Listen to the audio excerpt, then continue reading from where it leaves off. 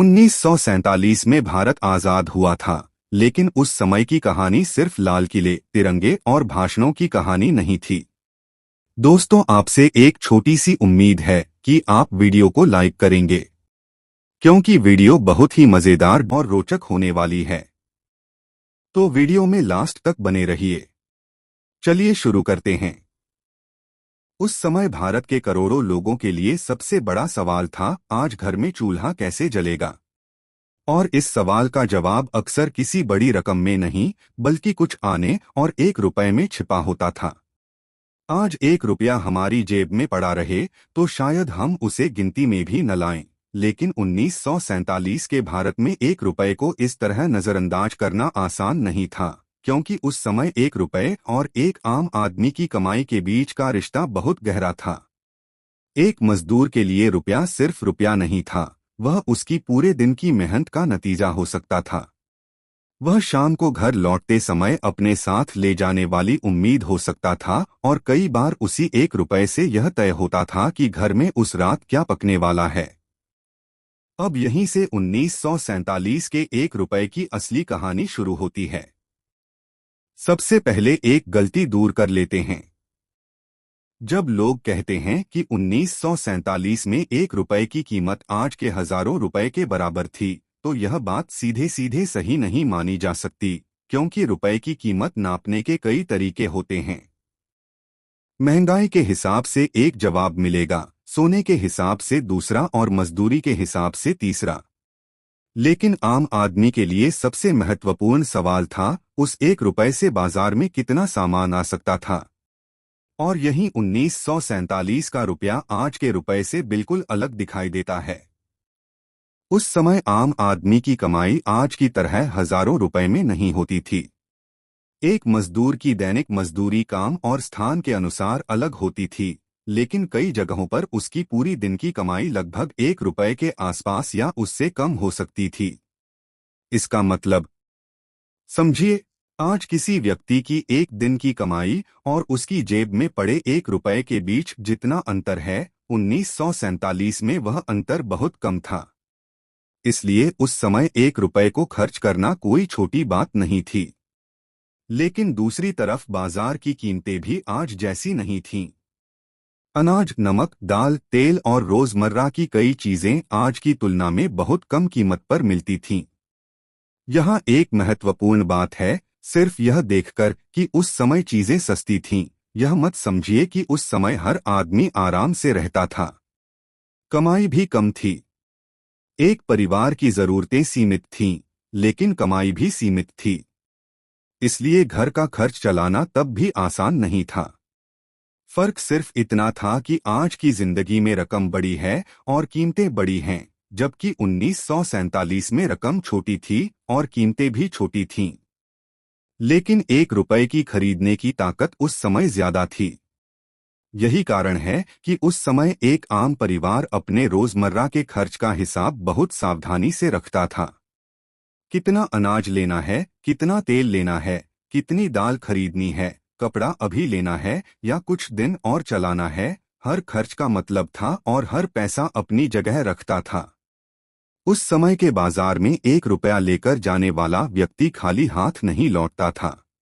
वह अपने घर के लिए खाने पीने की कई चीजें खरीद सकता था। कितनी मात्रा में? यह जगह, समय और वस्तु के हिसाब से बदलती थी। किसी गांव में कीमत अलग हो सकती थी, किसी बड़े शहर में अलग और किसी प्रांत में अलग। इसलिए 1947 के पूरे भारत के लिए एक ही कीमत बताना सही नहीं होगा। लेकिन खरीदने की क्षमता को समझने के लिए इतना काफी है कि 1 रुपए से उस समय आज की तुलना में कहीं अधिक रोजमर्रा का सामान खरीदा जा सकता था। और यही वह जगह है जहां इतिहास सिर्फ आंकड़ा नहीं रहता, वह जिंदगी बन जाता है। एक मजदूर को अपनी दिन भर की मेहनत के बाद लगभग 1 रुपया मिलता है। वह बाजार जाता है। कुछ पैसा अनाज में चला जाता है, कुछ घर की दूसरी जरूरत में, और शायद कुछ बचा लिया जाता है, क्योंकि अगले दिन की जरूरत पहले से पता नहीं होती। उस समय बचत का मतलब हमेशा बैंक में पैसा जमा करना नहीं था। कई परिवारों के लिए बचत का मतलब था आज जरूरत से थोड़ा कम खर्च करना और उस पैसे को मुश्किल समय के लिए बचाकर रखना। आज हम 1 रुपए को बहुत छोटी रकम समझते हैं, लेकिन 1947 में 1 रुपया एक परिवार के बजट का हिस्सा था। यही वजह है कि 1947 के 1 रुपए को आज के 1 रुपए से तुलना करना बिल्कुल गलत है। आज 1 रुपया किसी चीज की कीमत का बहुत छोटा हिस्सा हो सकता है, लेकिन 1947 में वही रुपया कई जरूरी चीजों की खरीदारी में इस्तेमाल हो सकता था। अब सवाल यह है कि क्या 1947 का 1 रुपया आज के 100 रुपए के बराबर था, या 500 रुपए के, या 1000 रुपए के? इसका कोई एक जादुई और अंतिम जवाब नहीं है। अगर कोई व्यक्ति सिर्फ एक आंकड़ा बताकर कह दे कि 1947 का 1 रुपया आज के बिल्कुल इतने रुपए के बराबर है, तो वह तस्वीर को बहुत सरल बना रहा है। क्योंकि पैसे की ताकत सिर्फ कीमत से तय नहीं होती, कमाई भी उतनी ही महत्वपूर्ण होती है। 1947 में अगर किसी व्यक्ति की कमाई कम थी, तो 1 रुपया उसके लिए बड़ा था। आज किसी व्यक्ति की कमाई बहुत ज्यादा है, तो वही 1 रुपया उसके लिए बहुत छोटा है। यानी रुपए की असली ताकत सिर्फ उसके ऊपर लिखे अंक में नहीं होती, उसकी असली ताकत इस बात में होती है कि उस समय वह आदमी उसके बदले क्या खरीद सकता था। और 1947 में 1 रुपए की यही ताकत बहुत बड़ी थी। उस समय 1 रुपया किसी मजदूर की एक दिन की कमाई के करीब हो सकता था, और उसी रुपए से घर के लिए जरूरी सामान खरीदा जा सकता था। यानी 1 रुपए में उस समय खरीदने की ताकत थी, लेकिन उस ताकत के पीछे एक सच्चाई और थी। उस 1 रुपए को कमाने के लिए किसी को पूरा दिन मेहनत करनी पड़ सकती थी।